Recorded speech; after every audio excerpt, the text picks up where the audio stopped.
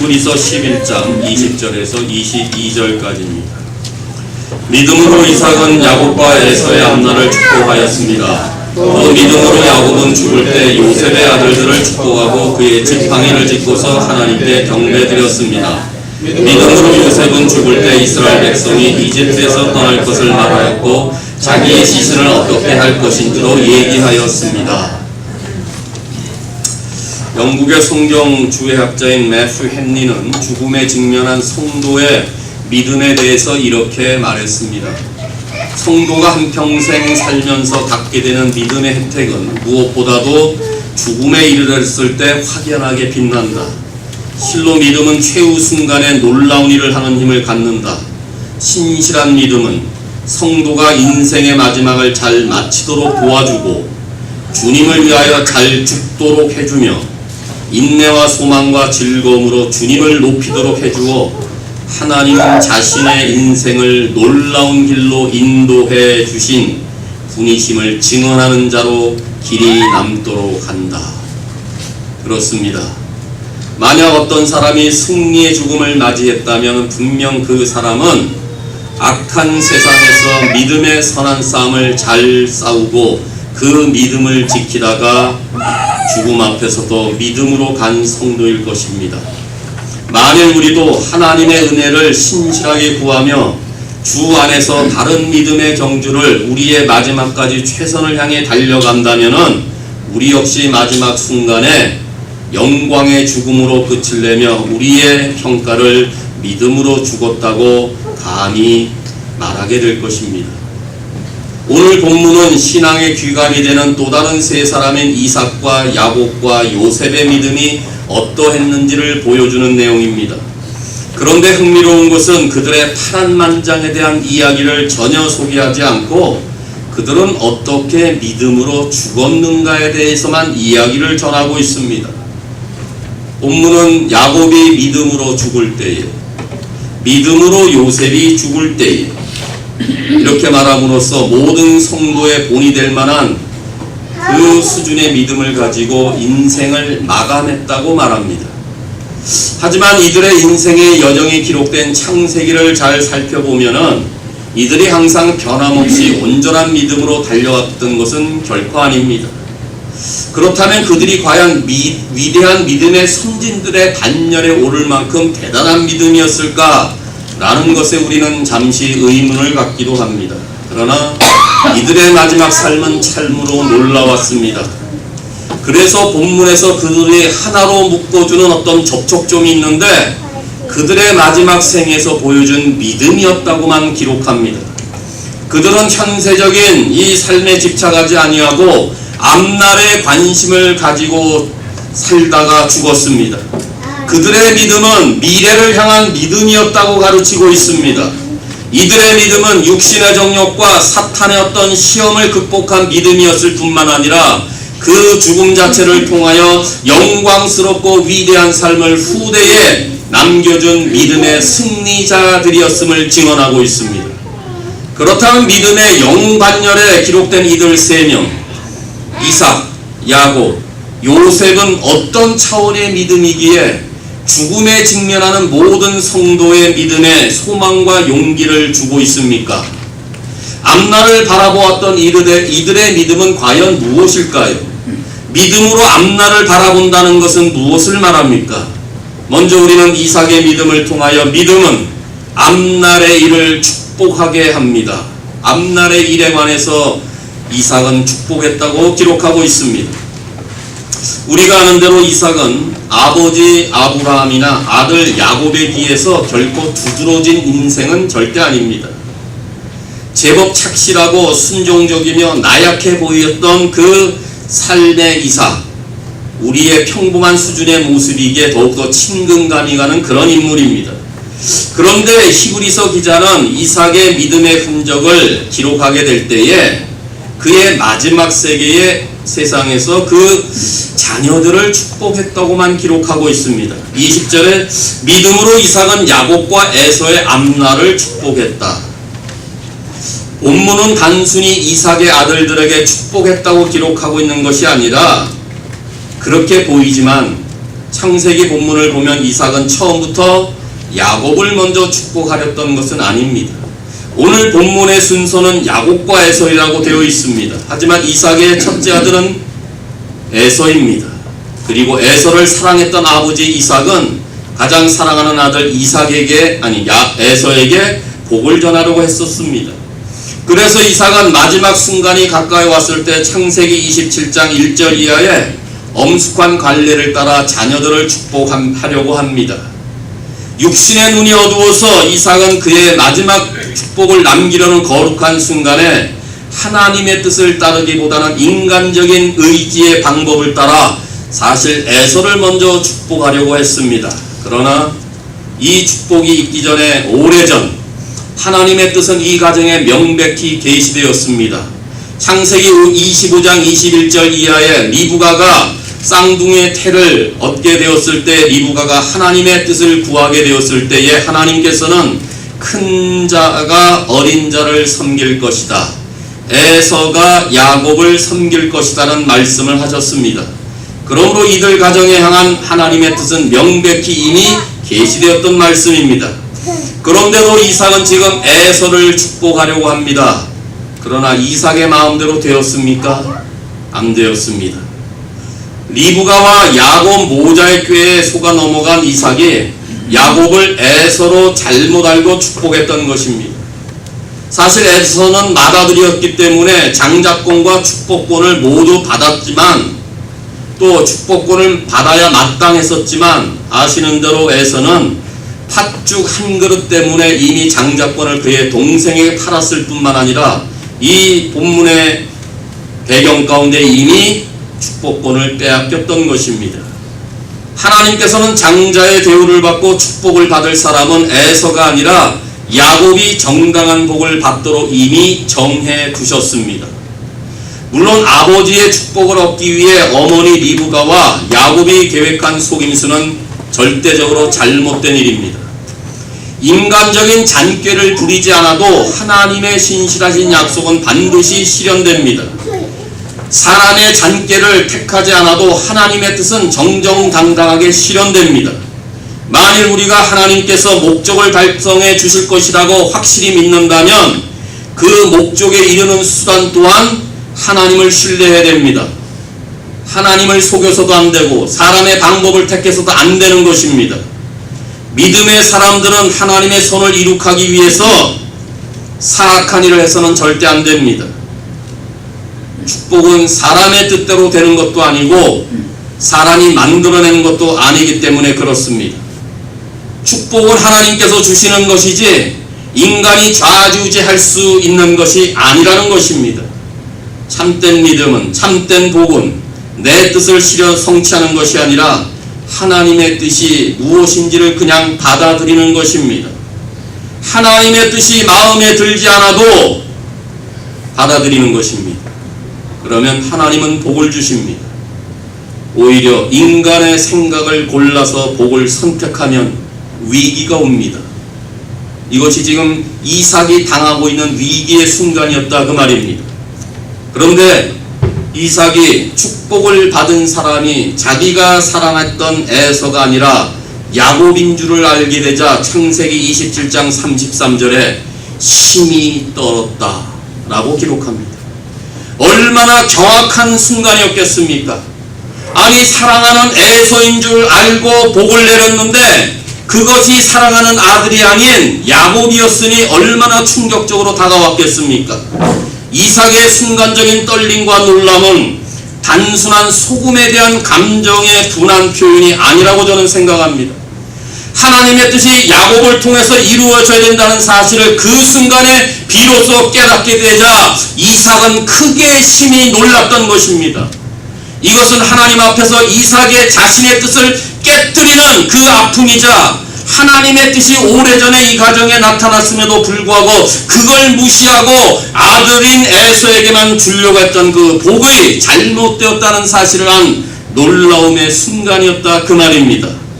야곱을 쓰시려는 하나님의 뜻이었구나 깨닫는 순간에 그 자신의 뜻이 얼마나 무모하고 자신의 인간적인 계획이 얼마나 쓸모없는 것을 비로소 알게 되자 그는 심히 떨었다라고 말하는 것입니다.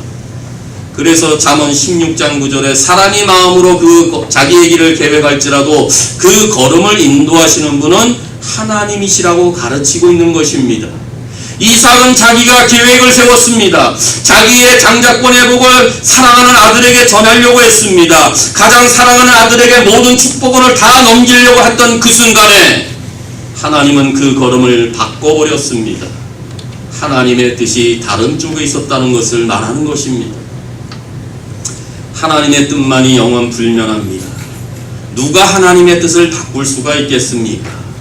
아무도 역사를 주관하시고 개인의 삶을 향한 하나님의 위대한 계획을 바꿀 수 있는 사람은 아무도 없습니다. 이삭은 육신의 뜻을 극복하고 하나님의 뜻을 비로소 따르고자 하는 아주 위대한 교훈을 배우게 되었던 것입니다. 그래서 이 축복권마저 빼앗겼던 에서가 자기의 동생 야곱을 죽이려는 이 뜻을 알자 에서를 피해 외삼촌 집으로 도망가고자 했던 야곱을 이삭이 다시 한번 불러서 한 번 더 축복하는 시간을 갖습니다. 그 본문이 창세기 28장 이하의 본문입니다. 여기의 내용은 이렇습니다.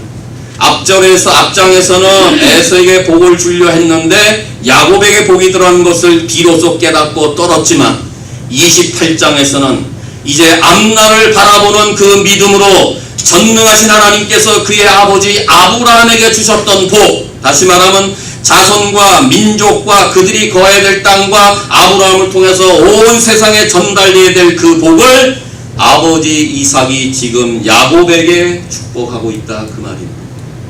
요 전장에서는 인간의 의지, 사람의 뜻만으로 계획했던 그 야곱 이삭이 이제 하나님의 뜻이 무엇인지를 알게 되자 그렇구나, 이 하나님의 축복은 바로 이삭이 예서가 아닌 야곱을 통해서 전달되는 것임을 알고 있었다 그 말입니다.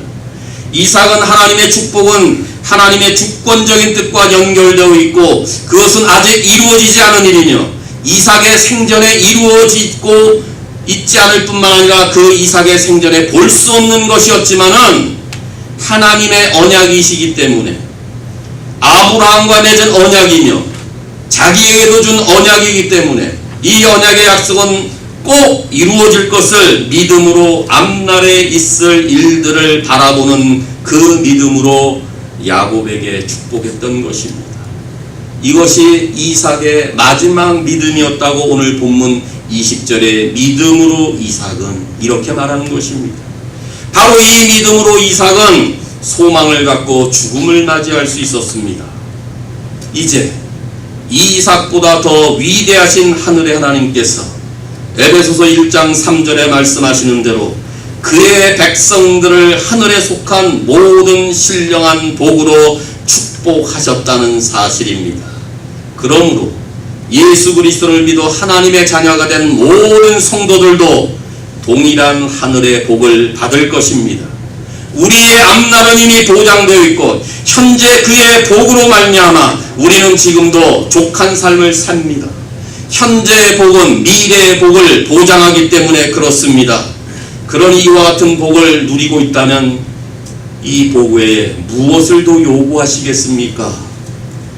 이것이 우리가 바라봐야 될 앞날에 있을 복이다 그 말입니다. 그런데 처음부터 이삭이 하나님의 약속을 믿은 건 아니었지 않습니까? 그런데 히브리서의 믿음의 내용에는 이삭의 모든 실수와 과정이나 불신의 삶을 전부 다 생략해버립니다. 그의 불순종에 대해서 침묵합니다. 그의 실패에 대해서도 여전히 다루지 않습니다. 마지막 순간만 다룹니다. 믿음으로 이삭. 늦었지만 결국 주의 뜻이 이루어져야 된다는 엄연한 하나님의 섭리를 깨닫고 주의 약속을 다시 붙들고 앞날을 향한 그 일에 대한 축복을 했던 이삭의 마지막을 누가 실패자라고 말하겠습니까? 그래서 믿음의 전당에 올라온 것입니다. 자랑할 것이 없는 평범한 인생이었음에도 불구하고 아버지나 야곱에 비해서도 전혀 보잘것없는 그러한 아주 지극히 정상적인 삶을 살았음에도 불구하고 당당한 믿음의 선진들의 반열 속에 들어올 수 있었던 비밀은 그 마지막 순간에 하나님의 약속이 앞날에 이루어질 것에 대한 그 믿음을 붙들고 그 믿음을 자기의 후손들에게 전한 그 믿음이 오늘 믿음의 전당에 올라올 수 있었던 비결입니다. 그럼 우리도 지금의 삶보다는 가면 갈수록 하나님의 신실한 약속을 붙잡으며 주의 뜻이 나를 통해서 이루어질 것에 대한 확실한 믿음을 가지고 이 앞날에 있을 하나님의 신령한 복들이 우리 자녀들에게 전달되도록 복을 베풀며 함께 기도하며 이 복을 이 땅에서도 누리며 살게 될 때 우리도 믿음으로 죽을 때에 앞날에 일에 대해 축복했노라 이런 평가가 들려지게 될 것입니다. 이와 같은 믿음으로 사는 우리 신실한 교회 모든 분들 될 수 있기를 바랍니다. 축복을 받은 야곱이 이제는 축복을 하는 쪽에 서게 되었습니다. 사람의 뜻을 버리고 하나님의 뜻을 따랐던 야곱이 이제 요셉의 아들들을 축복합니다. 그럼 야곱을 통해서 보여주는 또 다른 믿음은 무엇입니까? 믿음은 앞날의 기업을 얻게 합니다. 21절에 또 믿음으로 야곱은 죽을 때 요셉의 아들들을 축복하고 그의 지팡이를 짚고서 하나님께 경배드렸다. 많은 실패의 삶에도 불구하고 많은 인간적인 방법을 택했던 욕심 많았던 속임수의 대가 야고보에도 불구하고 그를 붙드시고 새롭게 하시고 인도하셨던 하나님을 향해서 이제 그는 마지막으로 하나님을 찬양하고 경배하고 눈을 감습니다. 이 야곱의 마지막을 누가 실패했다고 정죄할 수가 있겠습니까? 이것이 야곱의 믿음이었다고 말합니다. 그래서 또 믿음으로 야곱은 이렇게 말하는 것입니다. 믿음으로 야곱이 죽을 때 각 아들들에게 축복했다는 이 말씀의 배경은 창세기 48장을 근거로 합니다. 야곱은 그의 자손 요셉의 아들들을 축복합니다. 그런데 축복할 때에 요셉의 맏아들은 므낫세이고 둘째 아들은 에브라임입니다. 그런데 창세기에도 야곱이 요셉의 아들들을 축복하게 될 때 에브라임을 먼저 언급하고 므낫세를 나중에 언급하고입니다. 오래전에 그의 아버지 이삭이 두 아들을 축복하면서 순서를 바꿨던 것처럼 지금 야곱은 자기의 손자들에게 아버지가 했던 동일한 방법으로 손으로 바꿔놓습니다. 하나님께서는 의도적으로 순서를 바꾸신 것입니다. 순서를 바꾸는 그의 아버지를 볼 때 요셉은 아버지 므낫세와 에브라임이라고 말했지만 야곱은 에브라임과 므낫세라고 다시 순서를 바꾸고 말합니다. 하나님은 므낫세가 아닌 에브라임을 통하여 장자를 계승하며 그를 통하여 하나님의 뜻을 이루기를 원하셨던 것입니다. 우리는 이 부분에서 오해하지 않기를 바랍니다. 이 말씀은 하나님이 편애하셔서 큰 아들보다 작은 아들을 더 사랑했다는 이야기가 아닙니다. 이삭이 야곱을 택한 것도 동일한 방법입니다. 하나님은 둘째 아들을 사랑해서 첫째 아들을 버려서 야곱을 택한 것이 아니라는 말씀입니다. 이 본문에서도 마찬가지입니다. 이것은 하나님의 뜻과 섭리가 다른 데 있다는 것을 말합니다. 요셉의 아들들을 축복하는 야곱의 행위는 하나님 나라의 질서는 세상과 다르다는 것을 말해줍니다. 그러니 사람의 시각으로 하나님의 뜻과 섭리를 판단하지 않기를 바랍니다. 여기서의 하나님의 뜻은 에브라임에게 있었다는 것을 말하기 위함입니다. 하나님의 뜻은 야곱에게 있었다는 것을 말하는 것입니다. 하나님이 둘째 아들만을 사랑해서가 아니고 편해서가 아니라 하나님의 뜻은 다른 데 있었다는 것을 말합니다. 그래서 야곱은 손자들에게 복을 내릴 때 둘째 아들과 맏아들의 순서를 바꾸게 된 것입니다. 그리고 이어서 야곱이 죽음을 준비하면서 행한 것이 또 하나 있는데, 야곱은 지팡이 머리를 짚고서, 개혁한글은 지팡이 머리에 의지해서 경배했다고 말하는데, 이 말씀의 배경은 창세기 27장 27절에서 31절까지의 말씀입니다. 원래 야곱이 에서를 피해서 살기 위해 도망치던 그날, 그가 가지고 나온 것은 아버지에게 받은 축복권과 지팡이 하나밖에 없었습니다. 그게 전부였습니다. 그 지팡이는 순례자의 삶을 살았던 상징을 언제나 말합니다. 아브라함에게는 장막과 제단이 있었고, 이삭에게는 장막과 우물이 있었다면 야곱에게는 장막과 지팡이가 있었습니다. 그 지팡이는 하나님께서 자기에게 축복을 주셨다는 사실로 야곱을 일깨워줬던 것입니다. 이것이 어떻게 이 사실을 알 수 있느냐? 이제 야곱이 모든 것을 화해하기 위해서 자기의 아비의 땅으로 돌아오게 될 때 형 에서가 그를 맞으러 온다는 사실을 들었을 때 창세기 32장 10절에 야곱이 이렇게 고백합니다. 저는 하나님께서 베풀어 주신 온갖 은혜와 사랑을 받을 자격이 없는 사람입니다. 제가 처음 요단강을 건넜을 때 저에게는 지팡이 하나밖에 없었습니다. 그런데 저는 지금 재산을 둘러 나눌 수 있을 만큼의 많은 재산을 가지고 있습니다. 이것이 에서를 만나러 오는 야곱의 진정한 고백이었습니다. 자기가 아비의 집을 떠나 라반의 집으로 갈 때 갖고 갔던 것은 지팡이 하나였는데, 돌아오는 그 순간에 엄청난 복을 누릴 만큼, 그것을 자기 형에게 나누어 줄 만큼 큰 복을 소유했다라고 했을 때, 지팡이는 바로 하나님께서 자기를 축복해 준 사실을 일깨워주는 중요한 막대기였습니다. 또한 이 지팡이는 하나님이 그의 의지를 꺾었음을 상징하는 내용입니다. 왜냐하면 에서를 피해 도망가려는 그때에 야복강가에서 밤새도록 하나님과 결혼 후에 야곱은 환도뼈가 부러지고 새 이름 이스라엘이라는 이름을 갖게 되어 쩔뚝거리며 지팡이를 의지하여 장막 안에 돌아갔습니다. 환도뼈가 부러졌으니 그는 의지할 것이 지팡이밖에 없었다, 그 말입니다. 그래서 자신의 의지와 자신의 고집을 꺾었던 그 지팡이를 지금도 의지하며, 그래서 자기를 여기까지 인도하신 그 하나님의 선한 뜻을 받들어, 또 하나님께서 자신에게 물질의 복을 주셨던 그 하나님의 복의 심정을 갖고 이제 마지막에 그 지팡이를 의지하며 경배하고 있는데, 창세기 본문에서는 이 지팡이를 의지하며 내가 이제 죽거든 나를 가나안 땅에 장사하여 달라고 유언을 합니다. 그의 인생의 마지막은 애굽 땅에서 보냈습니다. 요셉이 국무총리로 있었던 그 땅에서 마지막 인생을 보내고 있습니다. 그런데 그의 마음은 언제나 애굽이 아닌 약속의 땅이었습니다.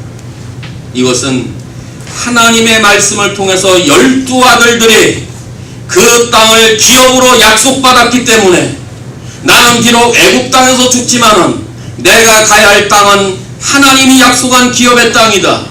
우리의 아들들 12지파가 나중에 장성하게 되고 창대하게 됐을 때 가야 할 기업의 땅은 애굽 땅이 아니라 우리의 자손들이 가야 될 기업임을 믿고 확신했기 때문에 그들에게 가나안 땅에 장사하여 달라고 유언을 남기며 지팡이를 의지하며 하나님께 경배하며 요셉의 아들들에게 축복했던 것입니다. 야곱은 이제 비로소 하나님의 뜻을 완전히 수용하고 그의 뜻 앞에 모든 것을 맡깁니다. 이전에 인간적인 수단과 방법을 택했던 그 비신앙적인 방법을 이제 완전히 버렸습니다. 그리고 그는 인생의 마지막에 하나님의 뜻이 온전히 이루어지기를 간절히 원했던 것입니다. 야곱은 자기가 고향 땅에 묻히고 하나님의 뜻은 자신의 후손들을 통하여 그 땅의 기업을 물려받게 될 것을 확실하게 인정하고 온전히 믿고, 그래서 그들에게 축복했던 것입니다. 자기를 인도하고 변화시켜 주신 하나님은 자기의 인격을 다듬어서 거룩한 하나님의 형상을 담게 하신 그 여호와 하나님을 찬양하면서 마지막 힘을 다하여 침상머리에서 하나님께 경배하며 죽음을 맞이하게 됐을 때에 히브리서의 평가는 믿음으로 죽을 때 하나님을 경배했다, 이렇게 말씀합니다. 야곱의 삶의 결론을 말하는 시편 146편 5절에 야곱의 하나님을 자기의 도움으로 삼는 자는 복이 있다. 아브라함과 이삭의 하나님이라면 이해가 되는데 어떤 면에서 야곱의 하나님으로 자기의 도우심으로 삼는 자, 어떨 땐 좀 당황합니다. 사기꾼이었던 자가, 속임수를 잘 썼던 자가, 인간의 욕정에 불탔던 자의 이름을 하나님 앞에 쓰고 있다니, 야곱의 하나님을 자기의 도움으로 삼는 자가 복이 있다. 복은 복 있는 하나님이 주십니다.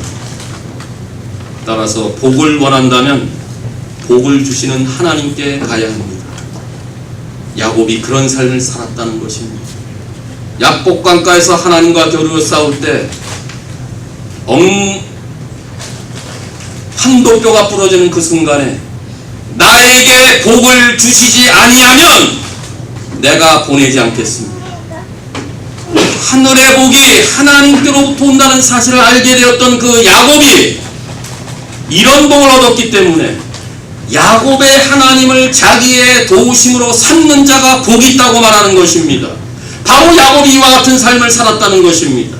야곱의 인생 전체를 놓고 볼 때 야곱이 복을 얻기 위해서 행한 일은 아무것도 없습니다. 그의 삶은 사기치고 속이는 것, 빼앗는 것밖에 없었습니다. 그런데 하나님은 야곱의 하나님이라 불리움 받기를 절대 부끄러워하지 않으십니다. 왜일까요?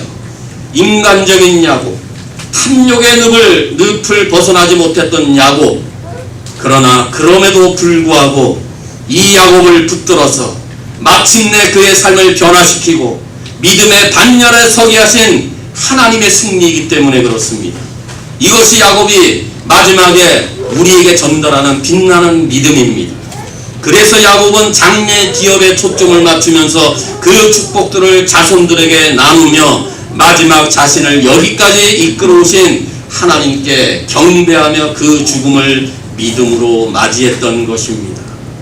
이제 야곱보다 더 크고 위대하신 분께서 에베소서 1장 11절에 모든 것을 그 마음의 원대로 역사하시는 자의 뜻을 따라 우리가 예정을 입어 그 안에서 기업이 되었음을 선언하셨습니다. 그러므로 우리 성도들은 하나님이 기업이 되었고 하늘의 기업을 영원토록 물려받게 될 상속자가 되는 복을 얻었습니다. 우리의 앞날이 이미 보장되어 있습니다. 이미 보장된 그 복으로 인하여 현재 우리는 만족하게 됩니다. 현재의 기업은 앞날의 기업을 보증하기 때문에 그렇습니다. 그러니 이 땅에서 마지막 믿음의 경주를 달려가는 우리에게 더 바랄 것이 무엇이겠습니까? 그러므로 이와 같은 믿음으로 앞날의 기업을 바라보며 순례길을 힘차게 달려갈 수 있기를 바랍니다. 나의 실수에도 포기하지 아니하시고 나의 인간적인 약점들을 보시면서도 내버려 두지 아니하셨던 그 하나님의 은혜와 사랑 때문에 다시 일어나서 야곱의 하나님께 소망을 주는 자의 복을 이 땅에서 누리며 이 복을 우리의 후손들에게도 전달하는 남은 믿음의 사람이 될 수 있기를 바랍니다. 이제 이삭과 야곱에 이어서 요셉이 나옵니다. 요셉의 생애에 관해서는 이야기할 것이 굉장히 많은데도 히브리서 기자는 합한 이 말만 소개하고 있습니다. 요셉의 믿음은 무엇을 말합니까? 왜 히브리서 기자는 그렇게 많은 이야기가, 드라마틱한 이야기가 요셉에게 있음에도 불구하고 믿음으로 요셉은 죽을 때라는 단어를 택하고 있습니까? 요셉의 믿음은 삶뿐만 아니라 죽음에도 적용되는 것으로서 믿음은 죽음을 준비하는 것이고 믿음은 죽음의 결론을 만들어내는 것임을 가르치기 위해서 믿음으로 요셉은 죽을 때에 그 부분을 더 강조하고 있는 것입니다. 그렇다면 요셉의 마지막 죽음 앞에서 보여주는 이 믿음은 또 무엇을 말합니까? 믿음은 앞날의 영광을 확신케 합니다. 앞날의 영광. 요셉의 생애는 드라마로 가득 차 있습니다. 꿈을 꾸고 형제들에게 구하는 요셉으로부터 시작해서 그 꿈 때문에 애굽으로 팔려가는 불쌍한 요셉을 봅니다. 종살이와 억울한 누명을 쓰며 옥살이하는 요셉을 우리는 알고 있고, 바로왕의 꿈의 해석을 통하는 이 일로 인하여 애굽의 국무총리로 갑자기 부상합니다. 그의 형제들이 흉년을 맞아 양식을 구하려고 애굽에 오게 되므로 요셉은 그의 형제들과 극적으로 상봉하는 장면을 맞습니다. 한마디로 요셉은 드라마입니다. 요셉은 여기까지 오는 동안 믿음으로 죽음의 앞에 서는 이 순간까지 역경에서나 순경 중에서나 한결같이 하나님께 성실했습니다. 역경 중에는 잘 믿다가도 환경이 좋아지면 하나님을 배반하는 사람들과 요셉은 달랐습니다. 순경 중에는 잘 믿다가 어려운 일이 닥치면 하나님을 원망하고 거절하는 사람들과도 같지 않았습니다. 요셉은 어렸을 때도 잘 믿었고, 젊었을 때도 잘 믿었고, 죽을 때도 잘 믿었습니다. 그는 아비가 있는 고향 땅에서도 믿었고, 애굽 땅에서도 믿었습니다. 그는 양을 치던 들판에서도 믿었고, 왕궁에서도 믿음의 사람으로 살았습니다. 그는 고통 중에서도 믿었고, 홀로 있을 때도 믿었고, 결혼하여 가정을 이룬 다음에도 믿었습니다. 요셉은 언제나 평생 동안 하나님을 믿었습니다. 그래서 요셉은 믿음으로 죽을 수가 있었습니다. 여러분은 믿음으로 죽기를 원하십니까? 생애의 마지막까지도 주님을 이야기하고 주님 앞에 자신을 부탁하고 마치기를 정말 원하십니까? 마지막 순간에 이렇게 되리라는 착각은 하지 않기를 바랍니다. 마지막 순간에 믿으려고 하지 않기를 바랍니다. 믿음으로 죽는 이 장엄한 인생의 결사를 위해서는 믿음으로 날마다 사는 삶이 있어야 믿음으로 죽음을 맞이하게 된다는 것을 요셉은 보여줍니다. 오직 믿음으로 삶을 살았던 사람들에게만 마지막 믿음의 결산이 요셉처럼 가능하다는 것을 보여주고 있는 것입니다. 그런데 22절에 믿음으로 요셉은 죽을 때 이스라엘 백성들이 이집트에서 떠날 것과 자신의 시신을 어떻게 할 것인가에서 얘기했다. 요셉도 야곱과 마찬가지 그가 죽은 이후에 애굽에 남겨지기를 원치 않았습니다. 요셉은 정말 자기 자신이 누구인지를 알았습니다. 자기 자신은 형제들보다 먼저 죽지만은 형제들과 함께 기업으로 받을 땅에 있기를 원했습니다. 그래서 요셉은 죽을 때가 되자 자기가 죽었을 때 내 시신을 그 기업으로 물려받을 그 땅으로 옮겨달라고 가족들에게 유언하고 있는 내용입니다. 요셉은 이미 창세기 15장에서 그의 할아버지 아브라함이 하나님께로부터 받은 땅, 약속이 실현이 될 때가 올 것을 그는 믿었습니다. 그가 죽으면 약속대로 4대를 맞이할 것을 그는 알았습니다. 그래서 이스라엘 백성들이 이집트 땅을 떠나서 젖과 꿀이 흐르는 약속의 땅으로 돌아올 때가 될 것을 그는 알게 되자 요셉은 창세기 50장 24절과 25절에서 형님들이 이제 앞으로 이집트에서 나가실 때 내 뼈도 개왕으로 내 유골도 옮겨가겠다고 약속해달라고 유언했던 것입니다. 형님들보다 제가 먼저 하나님의 부르심을 받지만은 형님들이 만약에 이 땅을 떠나 약속의 땅으로 갈 때에 내 시신을 거두고 내 뼈를 거두어서 옮겨갈 것을 형님들 약속해 주십시오. 그게 유언이었습니다. 이 본문이 바로 그 내용입니다. 확신했습니다. 하나님이 애굽 땅에 있었던 이 굴레를 벗게 하시고 약속의 땅인 영광의 길로 이르도록 할 것을 확신했다 그 말입니다. 그런데 이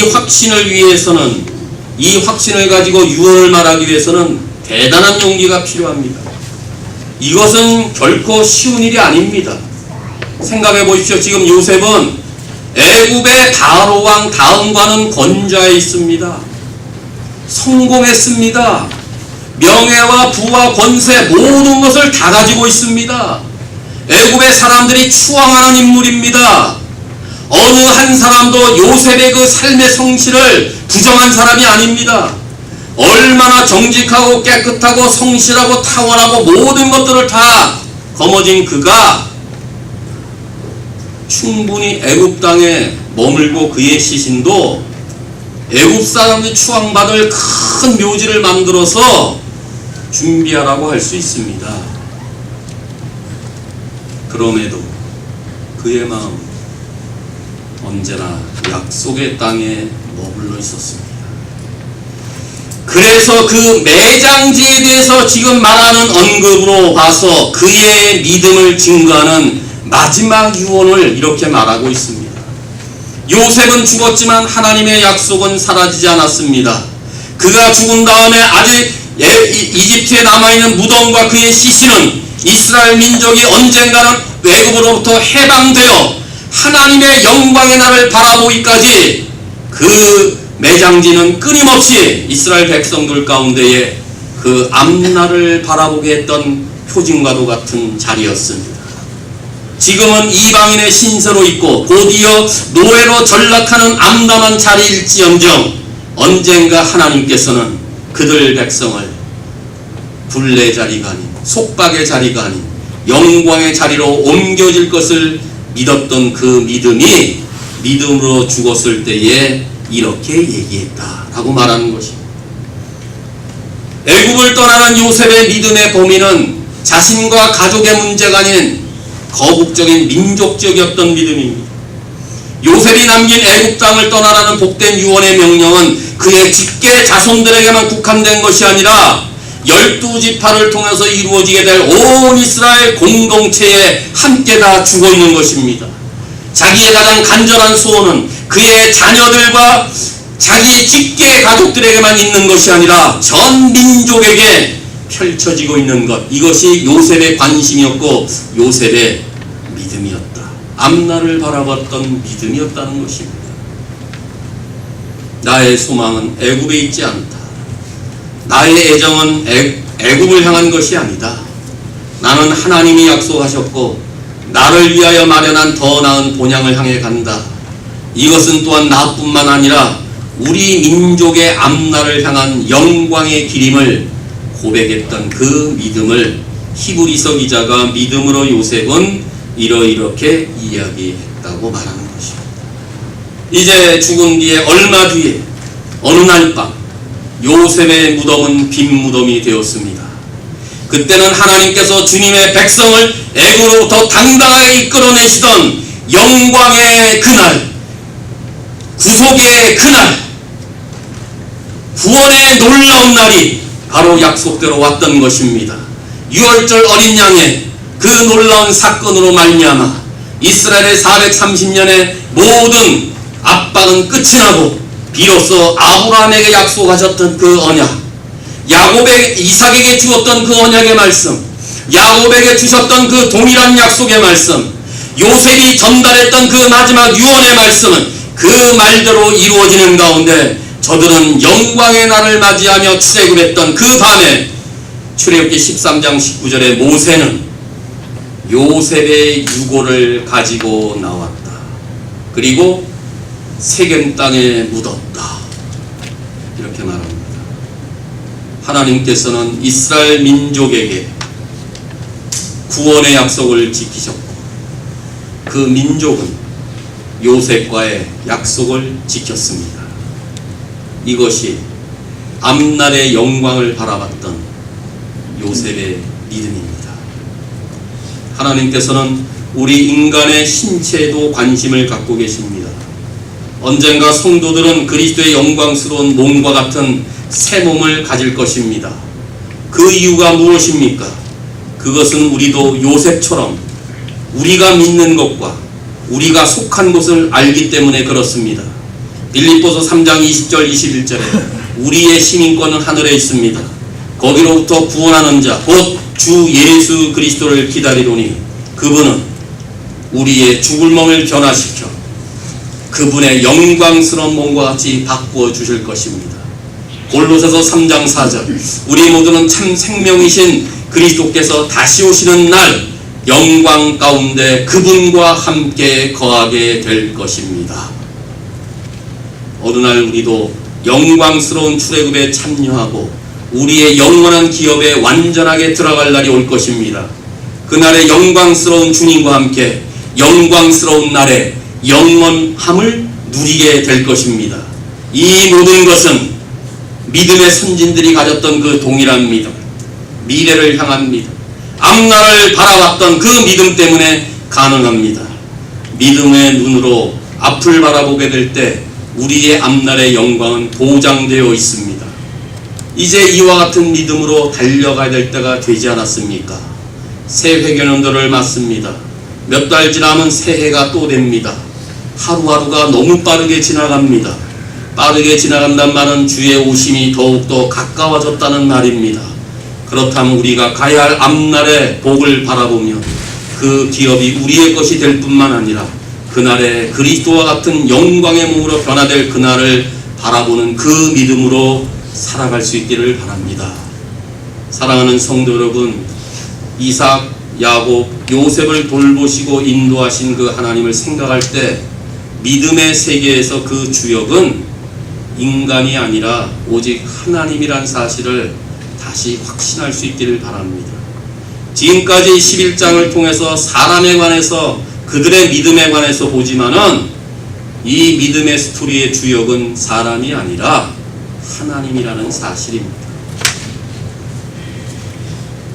넘어져도 하나님은 넘어지지 않고 있다는 것을 보여줍니다. 실패했어도 하나님은 실패하지 않고 있음을 보여줍니다.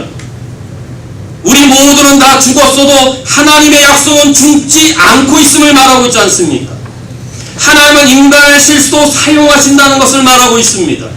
하나님은 인간의 불순종에도 하나님의 뜻은 이루어지게끔 역사하신다는 것을 보여주고 있습니다.